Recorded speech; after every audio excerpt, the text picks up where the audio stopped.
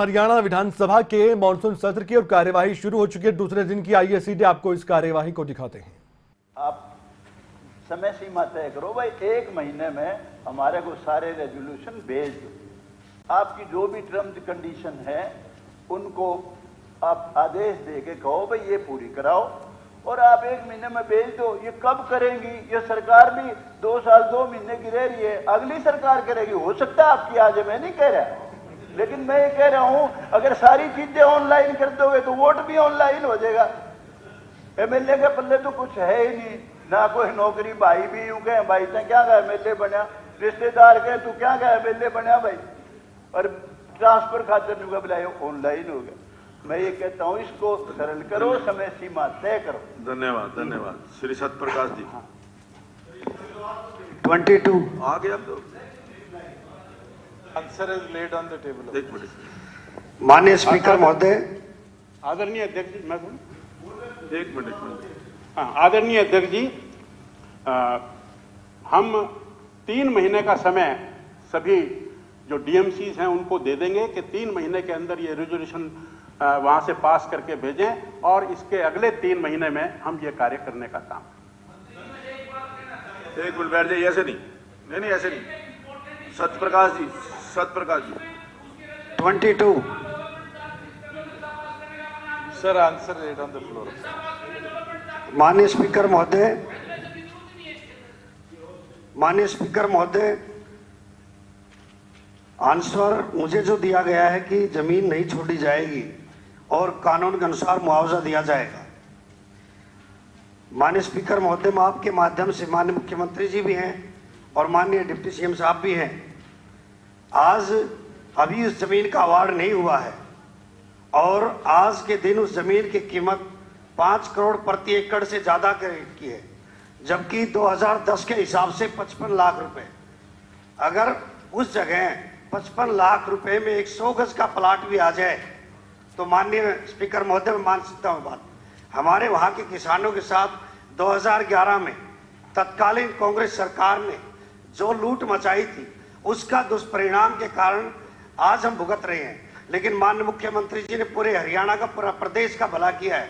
हमारे इलाके के किसानों, आफ्ताब जी बिल्कुल, क्योंकि मैं बताना चाहूँ, सुनिए आफ्ताब जी, बैठ जाओ अभी, बैठ जाओ आफ्ताब जी, सुनिए 5200 एकड़ जमीन, आफ्ताब जी बैठ जाओ आफ्ताब जी बैठ जाइए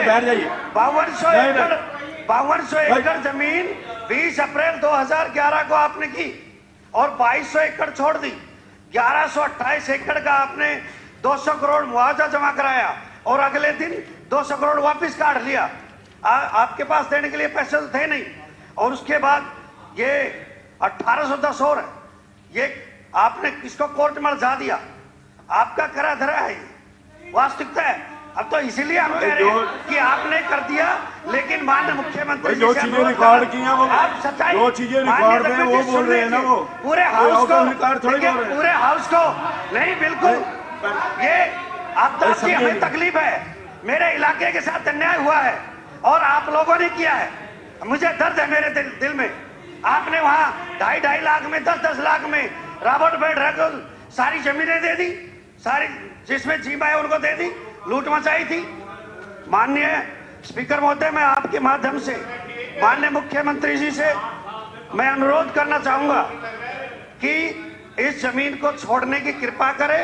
उस गांव की जमीन 4 बार पहले कांग्रेस के टाइम में एक्वायर कर चुके हैं औने पौने दाव में, और ये नोटिस भी इन्हें नहीं दिया था।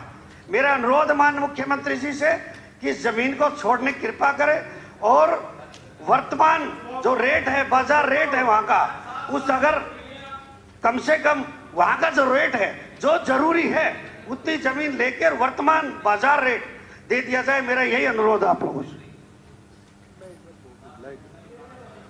माननीय अध्यक्ष जी, जैसा कि माननीय सदस्य ने 1810 एकड़ जो कासन, कुकरोड़ा और सिरावण गांव की तहसील मानेसर की जमीन की रिलीजिंग की बात की है।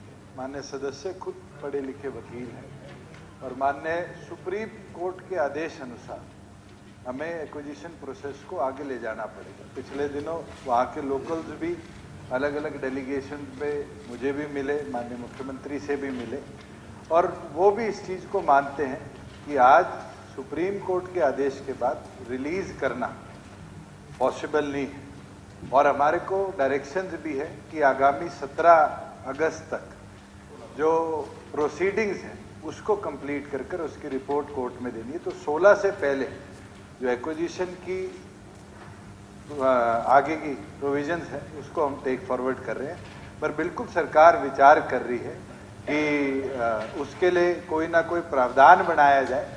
जैसे माननीय सदस्य ने कहा कि उस समय जो एक्विजिशन रेट वहाँ पर था कांग्रेस के शासन में 2011 में, और जिस तरीके से एक्विजिशन करेगी वो हैपहैज़र्ड वे में थी, और बिल्कुल उसका आज के करंट मार्केट रेट में बहुत बड़ा अंतर है। तो जरूर मेरी और माननीय मुख्यमंत्री की भी इस पर कई बार चर्चा हुई, और मैं चाहूँगा कि एक OST स्कीम माननीय मुख्यमंत्री जी आज अनाउंस भी कर दे, जिसको हम फिर आगे टेक फॉरवर्ड कर कर जो नुकसान वहाँ के लोगों को इस पूरे पीरियड में हुआ, जो रिहेबिलिटेशन प्रोसेस होगा उनका, जो उनको अल्टरनेट प्लॉट्स देने हैं और देने हैं, उसके अंदर हरियाणा सरकार उनको जरूर उसकी भरपाई किसी ना किसी तरीके से करवाने का काम करे। अध्यक्ष महोदय, ये बात तो ठीक है कि ये 2010 को ये ज़मीन एक्वायर करने के लिए नोटिस हुआ था और उस समय के रेट काफ़ी कम थे।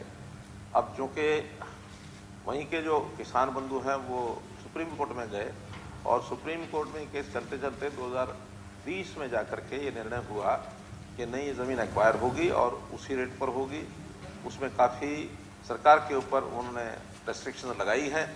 अब उसके बाद ये भी ध्यान में आ रहा है कि आज रेट्स काफ़ी ज़्यादा हो गए हैं।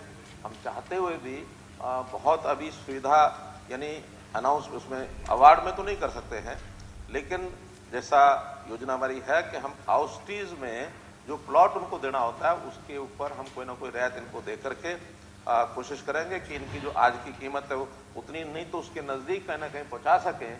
इस प्रकार की एक आउस्टीज पॉलिसी जो है उसमें अमेंडमेंट करके उनको लाभ देने की कोशिश करेंगे। धन्यवाद। श्री प्रदीप हो गया।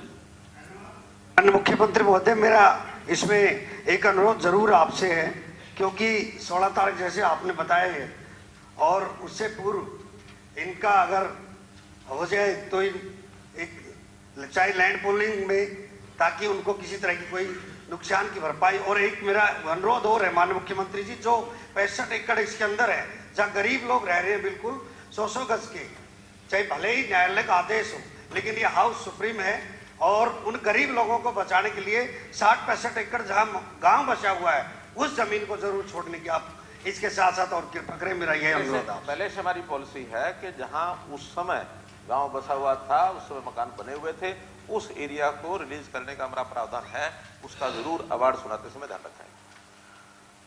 Shri Pradeep Chaudhary. 23 number. Yes, sir. Suitable land has been identified and process of land transfer is under consideration. It is difficult at this stage to provide any time limit till the process of land transfer is completed. माननीय अध्यक्ष महोदय, कालका जो शहर है हमारा, बहुत वहाँ भीड़ रहती है और वहाँ पार्किंग की भी कोई सुविधा नहीं। हमने मुख्यमंत्री महोदय से भी वहाँ पार्किंग, मल्टी लेवल पार्किंग खोलने की व्यवस्था करने की बात रखी थी। और पिछली बार भी जब मैंने अपने PSC की मोरनी की उसके लिए CSC बनाने के लिए बात रखी, उस समय भी मंत्री महोदय ने कहा भी जहाँ भी जरूरत होगी PSC CSC बनाने की या PSC नहीं खोलने की, अब किसी को कहने की जरूरत नहीं पड़ेगी, उसकी व्यवस्था हम खुद करेंगे। हम सब तरफ अपनी ये ड्यूटी लगा रखी है जहाँ जहाँ जरूरत है। समय सीमा कोई तय नहीं, उस समय भी यही आया था। तो समय सीमा तय करना तो सरकार का काम है। सरकार अगर समय सीमा तय नहीं करेगी फिर तो उसका कितने सालों लटके रहे। अब ये कह दिया कि इसकी समय सीमा कोई तय नहीं की जाती। इतना बुरा हाल है, इतना रश है, इतनी भीड़ है, वहाँ जाके पता लगता है कि कैसे लोग वहाँ जाते हैं। कोई मल्टी लेवल पार्किंग की कालका में व्यवस्था नहीं। पैसा मंदिर के पास बहुत पड़ा है कालका मंदिर का, लेकिन मैं आपके माध्यम से मुख्यमंत्री महोदय से भी कहना चाहूँगा कि वहाँ मल्टी लेवल पार्किंग की व्यवस्था की जाए। और कालका जैसे हॉस्पिटल में अब कई जगह वहाँ दवाइयाँ भी पूरी नहीं मिल रही, डॉक्टर स्पेशलिस्ट डॉक्टर नहीं कोई वहाँ, और बच्चों का भी टेम्पररी डॉक्टर वहाँ गया हुआ है, सर्जरी वहाँ हो सकती है अगर वहाँ स्पेशलिस्ट डॉक्टर कोई हो।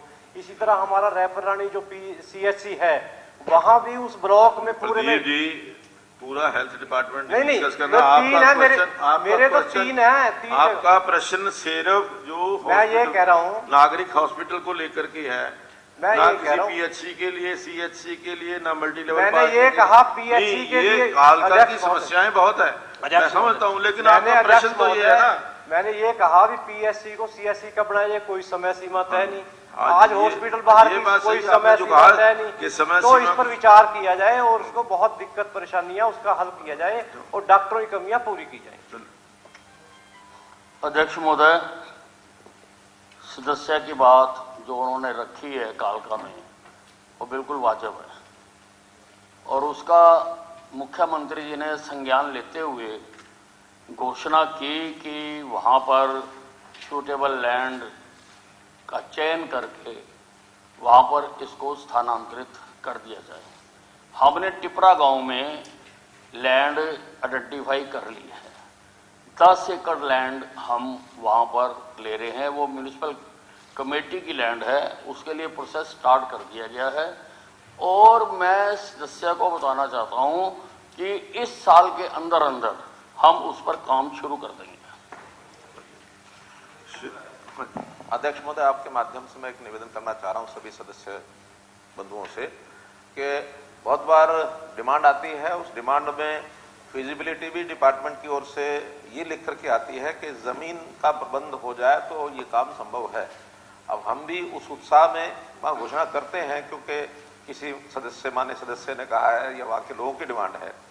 मेरा निवेदन ये है कि जहाँ जहाँ जमीन नहीं होती है किसी प्रोजेक्ट के लिए, उसमें सब लोग सदस्य महोदय भी सहयोग करें कि कौन सी जमीन वहाँ हमको खरीदने से मिल सकती है, या कोई सरकारी जमीन है जिसको ट्रांसफर किया जा सकता है। ये अपने अपने विधायकों को भी जिम्मे लेना चाहिए कि उस इलाके में क्या हो सकता है, क्योंकि हर जगह एक्विजिशन संभव नहीं है। एक्विजिशन का सीधा सीधा विषय है कि अब बहुत रेट्स ज्यादा हो गए हैं। आज के रेट्स हमने क्योंकि कलेक्टरेट भी काफी बढ़ा दिए हैं, अब कलेक्टरेट से 4 गुना रेट पर जमीन खरीदी जाए, उसके बाद भी जो कोर्ट्स का मामला बना हुआ है, अनाउंसमेंट के लिए कोई भी जाकर के वहां खड़ा होता है तो उसके और 2 गुना 4 गुना हो जाता है। ऐसे ऐसे विषय हैं कि बाद में फिर उसको या तो सरकारी बजट के ऊपर पूरा लोड पड़ता है, या फिर जो डिपार्टमेंट आगे HSIDC, HSVP जिनको आगे जमीन, जिनको आगे बेचनी होती है प्लॉट्स या दुकानों के या इंडस्ट्री के प्लॉट्स, वो फिर बिक्री का रेट ऐसा निकल आता है कि वहां फिर समस्या आती है, कोई लेने के लिए तैयार नहीं होता है। इसलिए जमीन कहां से उपलब्ध होगी, ये हमारे माननीय सदस्य गण इसमें जरूर सहायता करें, सहयोग करें अपने अपने क्षेत्र के लिए। हाउस में आश्वासन बैठिए बैठिए, ऐसे नहीं, नहीं नहीं नहीं, नीरज शर्मा जी बोलिए। नहीं नहीं नहीं, नीरज शर्मा जी बोलिए। 24 नंबर। आदरणीय अध्यक्ष जी, आदरणीय विधायक ने 4 भागों में ये प्रश्न किया है। जो पहला क भाग है उसमें पूछा है कि जो विजिलेंस डिपार्टमेंट है उसने इंक्वायरी के लिए कुछ कागज मांगे थे, तो उसका जवाब है हाँ श्रीमान जी।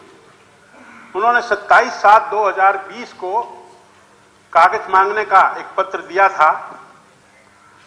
दूसरा प्रश्न ख जो है उसमें पूछा है कि क्या ये दस्तावेज उनको उपलब्ध करवाए गए थे, तो उसका भी जवाब है हाँ श्रीमान जी, 7/9/2020 को उनको ये कागजात उपलब्ध करवा दिए गए थे। तीसरा जो भाग है उसमें लिखा है कि उपरोक्त विषय पर जो स्थायी निकायों और पंचायती राज की जो कमेटी थी उसमें यह मैटर डिस्कस हुआ, तो उसका भी जवाब यह है कि उसमें यह डिस्कस हुआ। उसमें वहां के तत्कालीन जो डीएमसी थे वो आए थे और उन्होंने इस बात को कहा कि ये जो काम चल रहा था इसमें थोड़ा चेंज किया गया। उसकी इंक्वायरी करने के लिए, क्योंकि वहां पहले ही विजिलेंस इंक्वायरी मार्क हो चुकी थी, तो इसलिए वहां काम रुका और उस इंक्वायरी की इंतजार में हम जैसे ही उसकी विजिलेंस इंक्वायरी की जो रिपोर्ट आएगी उसके आधार पर जो भी दोषी होगा उसके खिलाफ सख्त से सख्त एक्शन लिया जाएगा।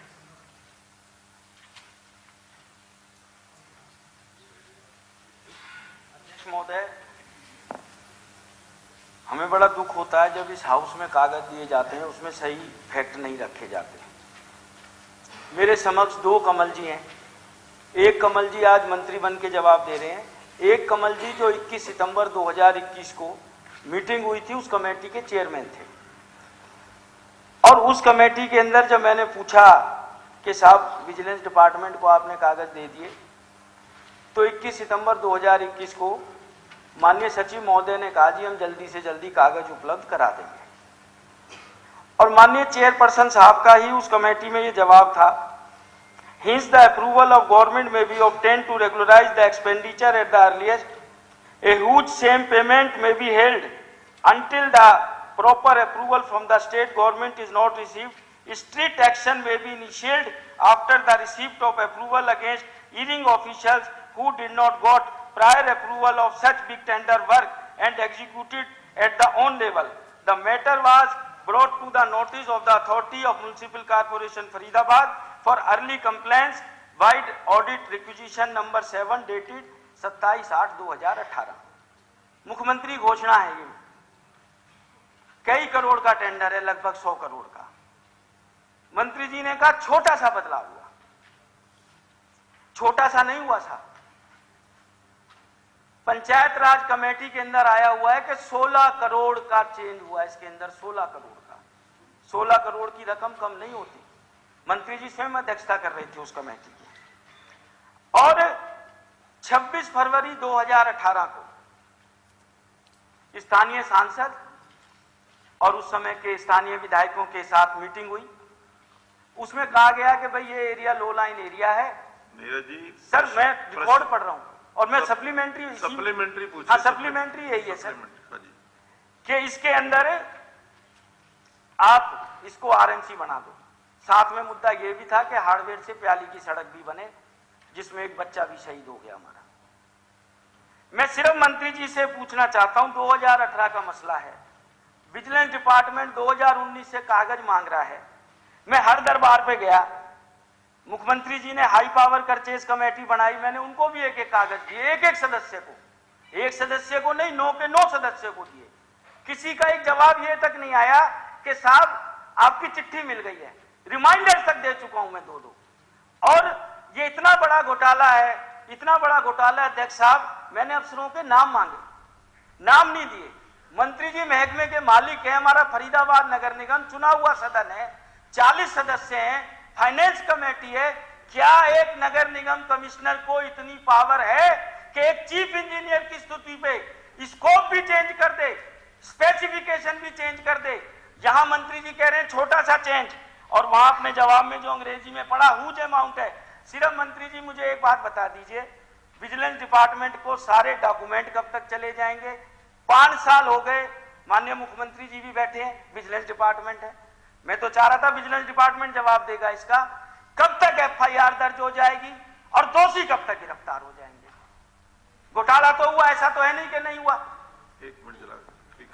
सीमा जी कुछ माननीय अध्यक्ष जी, मैं पूरे सदन का आपके माध्यम से ध्यान इस विशेष प्रश्न की तरफ दिलाना चाहती हूँ, क्योंकि मैं वहाँ से स्थानीय विधायक रही और 2014 से ही हमने एक अधिकारियों के सामने सुझाव रखा और अपनी डिमांड रखी लोकल एरिया की, क्योंकि हम वेलफेयर स्टेट हैं और हम पब्लिक के हित में पब्लिक के डिमांड पर काम करने का प्रयास करते हैं। तो इनको सबको बताया गया कि ये आउटर पेरिफेरी रोड है, इसे आरएमसी ही बनना चाहिए, ये बात जानकारी में लाई गई। दूसरी वजह ये है कि फरीदाबाद एक इंडस्ट्रियल टाउन है। मैं उस राजनीति का हिस्सा नहीं बनना चाहती कि हर साल सड़क बनेगी, हर साल बारिश में टूटेगी, फिर बनेगी। आज ये सड़क को बने हुए 5 से 7 साल हो चुके हैं और एक गड्ढा नहीं है। जब फरीदाबाद में कोई भी विजिलेंस की जांच या कोई भी स्टेट का, सेंटर का बड़ा अधिकारी आपके काम को देखने आता है, तो बेस्ट परफॉर्मेंस के तौर पे प्रशासन भी इसी सड़क की प्रस्तुतिकरण करता है। मेरा आपसे एक निवेदन है, जनता की मांग पर ये सारा काम मेरे द्वारा लिखित रूप में दे करके करवाया गया और मेरे पास ये अधिकार जनता के माध्यम से आता है कि मैं उनकी हर बात प्रशासन और शासन तक लेकर के जाऊं।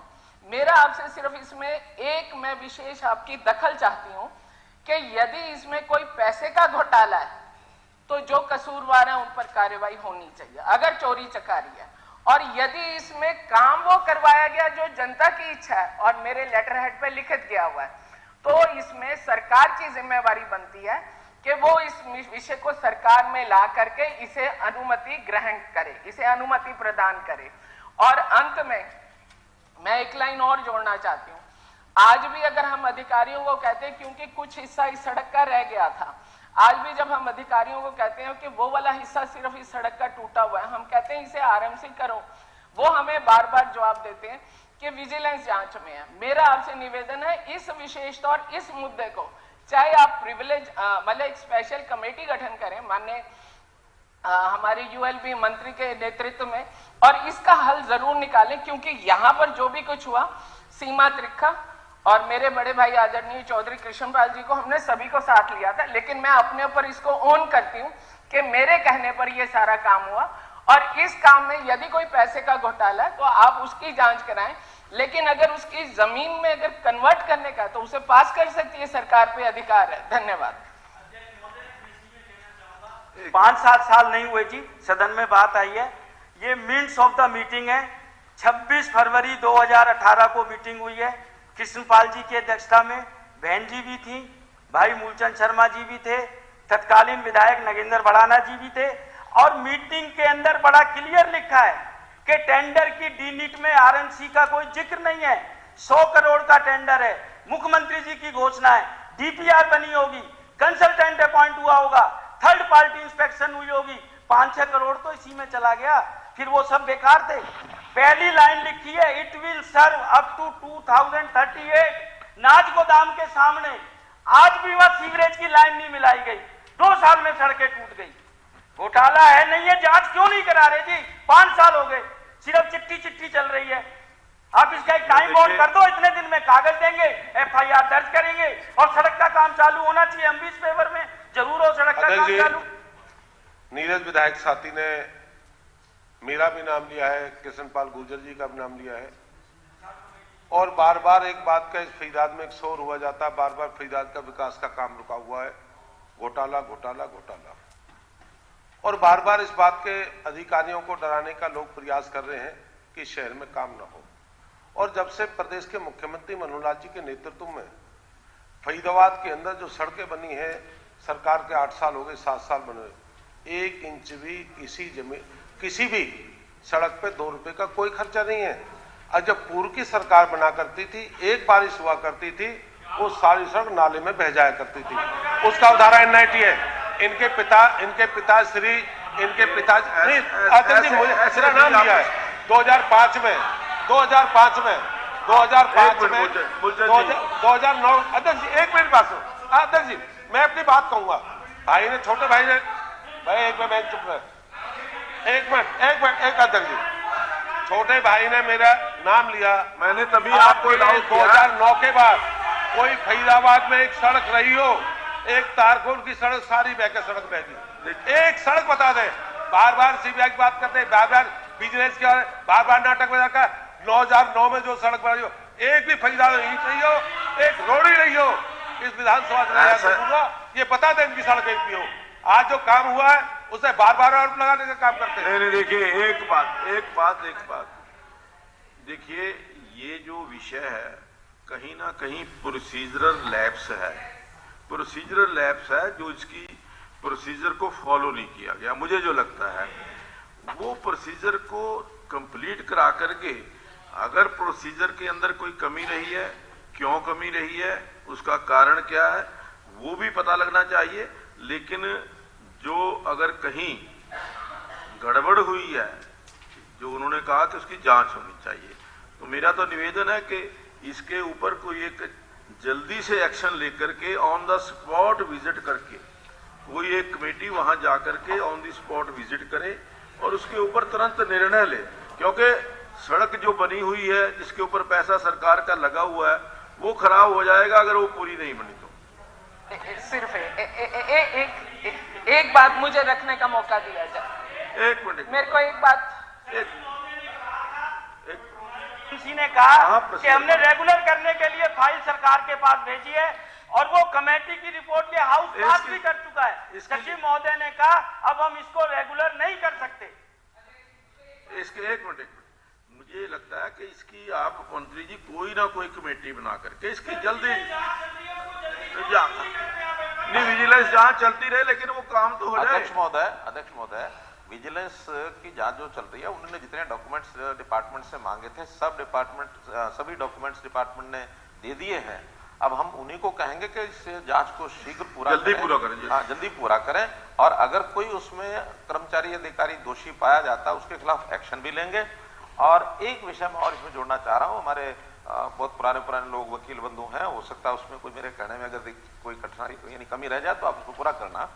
म्यूनिसिपैलिटीज के कुछ नियम बने थे 1976 में, उसमें 8 नंबर एक नियम है जिसके अंदर ये लिखा गया कि 10% तक एनहांसमेंट की जा सकती है, लेकिन उसकी व्याख्या कुछ इस ढंग से की गई कि 10% तक तो अपने आप कर सकते हैं, 10% से ऊपर भी कर सकते हैं और ऊपर करके सरकार से अनुमति ले सकते हैं। उस समय से लेकर के आज तक अलग अलग व्याख्याओं में, बीच में एक बार सरकार ने उस क्लॉज को ये तय भी किया था कि 10% से ज्यादा बिल्कुल नहीं करेंगे, लेकिन किन्हीं कारणों से, मुझे कारण मालूम नहीं है, डिपार्टमेंट के लोगों से पूछेंगे, उन्होंने फिर उस लेटर को विड्रॉ भी कर लिया। 10% से ज्यादा हो नहीं सकती लेकिन वो 1976 के अगर किया है तो गलत किया है। मैं डिपार्टमेंट कहूंगा कि 1976 का उसमें क्लॉज नंबर सेक्शन 8 है, उसमें 10% अमेंड करके और उसमें बिल्कुल स्पष्ट, क्योंकि उसमें परिभाषा में स्पष्ट नहीं है कि क्या ये 10% तक ही कर सकते हैं या मोर देन 10% कर सकते हैं। उसके अंदर उस अंग्रेजी की व्याख्या तो अपने ढंग से सब करते हैं जो उसको सूट कर जाए। मैंने इसको स्वयं पढ़ा है कि 10% ज्यादा क्यों होता रहा है, तब मेरे सामने एक्सप्लेनेशन दिया गया और मैं डिपार्टमेंट को कहूंगा कि उस क्लॉज को ठीक से व्याख्या करने के लिए उसमें संशोधन करें ताकि 10% से ऊपर कोई भी अनाउंसमेंट ना हो। 10% से ज्यादा अगर होती है तो उसको रीटेंडर करें, रीटेंडर में जो आएगा आएगा। अब जहां तक इस विषय की मुझे जानकारी है, इसमें इतना ही है कि स्थानीय लोगों ने, सब लोगों ने मिलकर के डिपार्टमेंट के साथ ये तय किया कि इसमें जो सड़क है, तारकोल की सड़क ना बना करके आरएमसी जो सीमेंटेड बनाया जाए।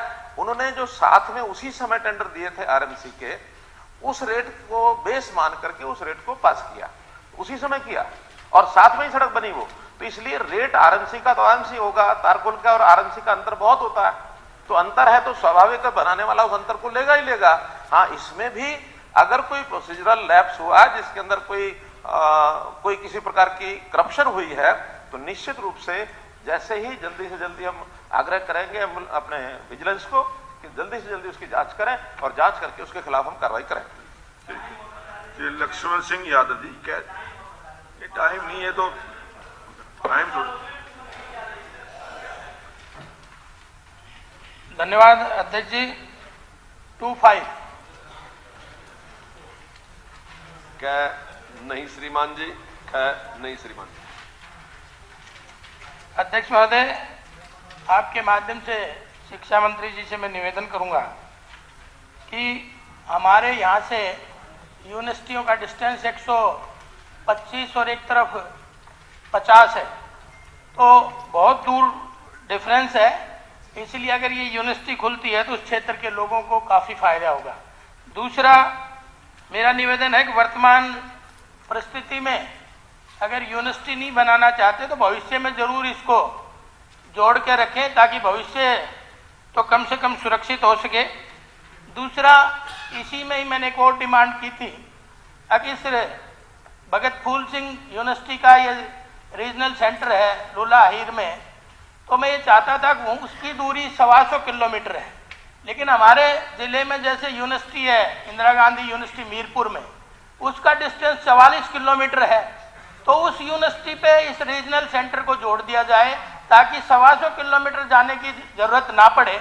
बहुत सारे काम होते हैं जिसमें ट्रैफिक भी जाम होता है, जिसमें समय भी लगता है। जब नज़दीक यूनिवर्सिटी है तो उस रीजनल सेंटर को उस नज़दीक यूनिवर्सिटी से जोड़ने का जरूर ये काम करें, मेरा यही निवेदन है।